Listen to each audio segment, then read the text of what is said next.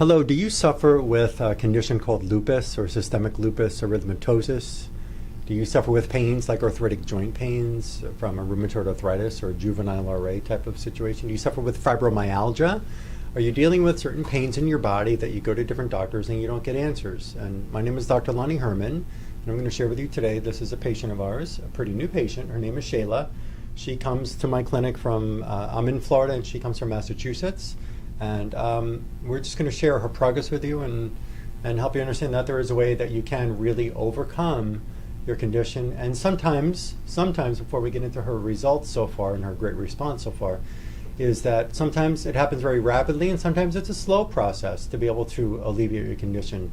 And I want to share with you that there are patients who have a chronic ailment for a very long time, and what I mean decades or many years or many decades, and it doesn't just all evaporate so rapidly. Sometimes it does, sometimes it doesn't. There's a disease process where it can take some time to be able to overcome that whole condition, okay? Shayla, you were diagnosed with what various forms of inflammatory types of conditions did they say? I originally started going to the emergency room with joint pain. I had a swollen ankle, which I didn't trip or fall or anything. One day I woke up and my ankle was swollen and bruised. They did x-rays and just said maybe it was some type of form of juvenile rheumatoid arthritis. This was back in 2003, after I had my third child. And it eventually got better a few days later, but each week I had a different joint inflamed. My knees eventually got so swollen I thought I had some kind of medical condition going on, but I didn't. According to them, it was the same thing. It just looked like some form of rheumatoid arthritis starting. And it got to the point where every week something hurt. My hands, fingers, wrist joint, my jaw. Mm-hmm. Eventually, after going to the emergency room, every time it happened, because I knew I wasn't doing anything to cause this, but the pain was immense. It was crippling. It was devastating. After several emergency room trips, they've eventually found out that I had lupus. They said it was SLE. Okay. So after many years I felt like a guinea pig, going from rheumatologist to rheumatologist, and medications from Cellcept to Plaquenil to... Cellcept and Plaquenil. Cellcept and Plaquenil are the ones I've been on since the beginning. And the beginning would be for how many years then? That was 2003. That was so we're talking 12 years. And it was both of them at the same time? Both together, supposedly they work. Okay. They did explain to me that lupus had no cure, no medication. So according to them, a little bit of this, a little bit of that, which when I said Cellcept, Plaquenil, amitriptyline was another one that I had for brief, gabapentin for brief, because I knew myself, and so when these medications were making me sicker or feel worse, I just told the doctor, I don't want this. This is not helping me. This is making me worse. And that didn't help either because they thought I was being difficult, but I understand and I know my body. So after 12 years of suffering and going through all kinds of medications, I just kept seeking help, and eventually I found you. Okay, awesome. Some of the other symptoms, headaches were a big problem? Headaches, back pains, all kinds of aches and pains. I felt like I was 90 plus years old. And you're in your 30s? I'm now 38 years old. I was diagnosed when I was 26, 27 when the problem started. Okay. And my grandmother would complain, and I would sit there and complain with her. She was in her 70s. And I was like, how do I feel just like you? Wow. And so lupus was a final diagnosis? That was the final diagnosis. Did they also cause it fibro as well as lupus, or did they just say lupus was the one? Because they threw fibro at you in the past. They threw RA. A few months later, they said I did have fibro and I did have rheumatoid arthritis, so they were treating me for supposedly all. But my main problem was SLE. Okay. And there were bladder troubles? I kept thinking I was getting urinary tract infections every month, and eventually the doctor said, no, what the problem is that your brain isn't functioning and communicating well with your bladder because of the lupus. And so he just gave me a new medication, which I felt a little better, but it would still come every now and then. Mm-hmm. So I'm like, I tested negative for any infection, so I'm trusting the doctor, but... Okay, so when they tested you for infections, which is impossible from what we're seeing here. Mm-hmm. So when they tested you negative, it was more of a blood testing they were looking for? Was it stool something? Or was it? They were testing for the urinary tract infection. I want to say it was poly something. Okay, so through a urine test they were doing? Through a urine test. Okay. And it would come up negative. I had no infections, nothing going on down there. So, so why am I having these urinary tract infection symptoms? And so he explained to me that the lupus was messing up the communication between my brain and my bladder, and that was going to happen with all other systems. All the other organs were going to start having problems. Did you ever ask them, or did they ever tell you before you even asked them this question, why do I have lupus? Oh, absolutely. There's never an answer. Oh, we don't know if it's hereditary. It just happens. That's all I get. I feel like it's the runaround. I never heard of this. I met one person who died of it shortly before I got diagnosed. So imagine I said, I'm going to die. That person just died. I never heard of this. But here I am 12 years later, and I'm going to beat this. Yes, you are. And now you really are. I am. Your symptom relief so far, and again, everybody heals at a different pace, so I just want to tell you, don't expect to recover as quickly as she is reporting to me right now, and this is only a month later, or have one symptom relief. And sometimes, you know, as I explained to you that analogy, did I use the analogy with you today? I've said so many times today, the Jenga tower. Yes. You know, you pull out of that Jenga puzzle, that wood block tower. You want to be the last one. You don't want to be the one who removes it. In that case, where the tower falls. But in this case, I want to be able to just pull one block out, and the whole thing comes tumbling down. The Jenga tower is the disease process in this analogy. If you just pull one block and the whole thing comes tumbling down, that would be awesome. But sometimes it's just not that way. These chronic diseases, these fibromyalgias, these RA conditions, these lupus conditions, these are all coming from chronic infection and chronic toxin exposure, as we've discovered more today, and even electrical stresses and some nutrient deficiencies and food sensitivities can be part of this. But the majority, the main point is these hidden infections that evade various lab tests, basic lab tests in hospitals, and even some other supposed immunologists, these special immune physicians who can run various other kinds of tests. They can find a lupus antibody, but they're not finding why it's happening. Well, your relief so far in the first month, you're still I know the answer already, but I'm going to ask you so you tell me. Your use of these lupus and RA meds, where are they now? The first time I came here, November 16th, 2015, I decided, I really was at the point where I didn't want to take those medications. I had at least 12 medications, and I knew they weren't helping me. When I came here, I believed I was going to get the help I needed, and I believed in it, and I just put those medications, and they're still in the same bag that I showed you them a month ago, and somewhere in my house, in a corner, just in case.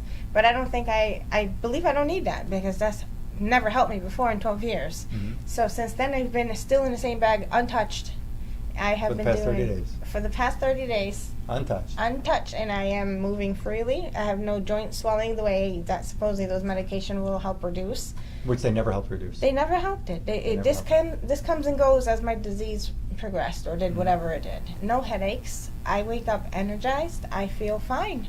Joint pain gone. Joint pain and is gone. And the fingers? My fingers wrists, are fine. My wrists are fine. Knees, my ankles, I find I'm perfectly fine. TMJ, so far. jaw pain? No jaw pain. No, nothing so far. The headaches I are haven't gone. had any headaches. And what kind of headache? Would you classify it as a migraine? It would start, I would wake up in the morning and automatically know I have a migraine just brewing, because it would just start like the temples, just pain, intense, and it was very internal. And I haven't had anything since, and I had medications for that, supposedly. And this those is for weren't really migraines. No, they didn't help. Did they calm down the symptom when you took the med, and then but it would come back when the med every 4 hours, and I still felt the same. It was frustrating. Along with that, I'd take ibuprofen, a mix. It was a cocktail of drugs. The morphine, the Percocets, the everything for pain. Because I also suffer from the inflammation of the heart and pericarditis, pleurisy. I had it all. We found some things today about that too. I didn't discuss. I don't remember if I discussed it all with you. So far we're having just amazing results. I feel fine. I haven't needed to rely on any medications or anything. Now you feel a little bit of a bladder elimination trouble still. A little bit, every now and then. And then you feel a little bit of still the ovary pain, which we found something there today, which we'll talk about right now, and the chest pain, the kind of lungs, like breathing, the lung or something. What they call the pericarditis pleurisy problem. I still feel it, but it is not nearly as bad as it used to be. And we're still going after, from the dental exam that I do, very unique dental exam, you still have to get some dental issues dealt with so that we can clear away some of the stresses from the teeth to the body, and that you're going to get taken care of pretty soon. I found with her in the first exam, and it's a very unique system, let me ask you this. Is this exam some type of exam that you've ever seen with other dogs you've been through? Was the treatment protocol that you followed something that was very difficult to follow? Absolutely not. I expected so much more, and it was very simple, comfortable, Simple and easy. relaxing. Taking the remedy and you just, okay. Yeah. The diet is something to follow, but so there's a little adjustment in life with that. There's a And little following a adjustment, schedule right. with things was just the only other really hard task to. It put wasn't aside. even hard. It's just a matter of learn how to adjust your life and move forward a different way. Yeah. We found in her, in the first exam, that her weakest tissue was where the stomach meets the intestine. It's known as the pylorus, and there was dental mercury in there and a large level of Borrelia burgdorferi, influenza virus, varicella, which is a chicken pox, and filariasis. There's another kind of infectious bug that can get in the body. I found also in her esophagus there was Lyme infection. We found in the pudendal muscle in a woman's body, between the vagina and the vaginal canal and the colon, there's muscle tissue in there that they can't test on a urinary test. They can't test it on a rectal exam or a colonoscopy or an endoscopy. This tissue that we can find with these samples of these tissues that I have, we found in that pudendal muscle, there was a large level of mercury, which there still is, and we can't go after that until the teeth are handled, and a huge amount of Lyme, Borrelia burgdorferi, Lyme infection in that pudendal muscle. No doubt that when those bugs are feeding and aggravating those tissues, a symptom can go anywhere, where this may have caused a headache, or this caused fatigue, or this caused a joint pain, or this caused whatever symptom. You understand, it's like it can happen, it can go in any direction, the symptom, the radiating pain away from that. So we're able to very rapidly clear away those infections from those tissues, and it was pretty easy to follow. She came back on day 30 now, or pretty much around day 30, and these are the results so far, which is So just far, awesome. excellent. Again, not everybody has this rapid response. Sometimes there's peeling away of so many layers to make it happen. Just like that Jenga tower, maybe it's pull away one block and pull away a second block and pull away a third block before you actually see a symptom relief. It's great when it happens this quick, and it can happen, it will happen for you, but when sometimes maybe that 10th block of that Jenga tower is pulled away, and then the whole tower comes crashing down, meaning the whole disease, symptomatology and disease process disappears. Well, on today's exam, and after today's exam, when she starts this protocol, I will not have to see her for another 51 days, which is great. So it's not like you're not having to come back very frequently. I feel fine. If it was once a month, once every 2 months, it's not hard, and you're getting results. I found with her lungs that there is residues of tobacco smoke in there. I found in the trachea that there's arsenic. There's a very high level of Lyme, Borrelia burgdorferi, Lyme infection in that trachea. Of course, that will cause this kind of radiating, burning chest inflammation and pain. We also found mycoplasma bacteria in the trachea. In the ovary, Lyme infection, vaccine residues from the tuberculosis vaccine residue, tobacco toxins. You were a cigarette smoker in the past, so that tobacco toxin still in the body. We found a very, very, very high level of Candida albicans inside the ovary, and she gets a left ovarian pain. So it's interesting how this came up. We found Candida tropicalis in the ovary.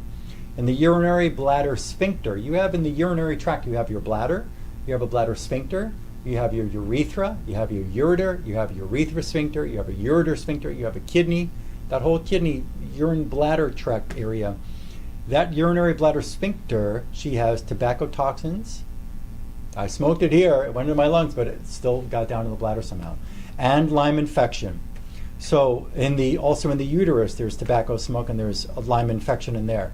So we're able to, with this precise, precision, perfect method of finding where these infections and toxins are in these various tissues, and then precise remedies that you take that just literally help the body to obliterate and eliminate the infection and the toxin from the tissue and allow the tissue to settle down and function normal. And that's basically what's happening. It goes a little bit deeper than that, but right now I expect, as long as everything goes according to plan with her, no other serious stresses happen in life, God forbid, some type of trauma or something else. But she follows this next protocol, and I expect to see that the chest pain has dramatically reduced. I expect to see that the left ovarian symptom, the left lower abdomen pain is gone. I expect to see your energy comes up. I expect all these things to take place for you, and it's just awesome that it's happening. I'm sure it's going to continue happening. Awesome. Thank you so much. Thank you, Doctor. Would you? You're very welcome. Would you rate this how would you rate it? You know, if we put this on a scale of like a 1-star to a 5-star type rating, what would you say right Honestly, definitely it's the best. It's better than going to the best hotel. I feel like you're coming here for a new life, for a better life. This is the best thing I've done. And it's pain-free, stress-free, and just knowing that it works and I'm gonna have my life back. Yeah. You're the best. You're a miracle. Thank you. Thank you. I will Awesome. spread the word because it's worth it. Thank you so much. I Thank you. appreciate that. Anybody who has suffered like her and is still suffering, for those of you who want an appointment, just call my office at 954-370-3100. Take her word for it. This works. It does never not work. You will not regret it. You will not regret it. Thank you.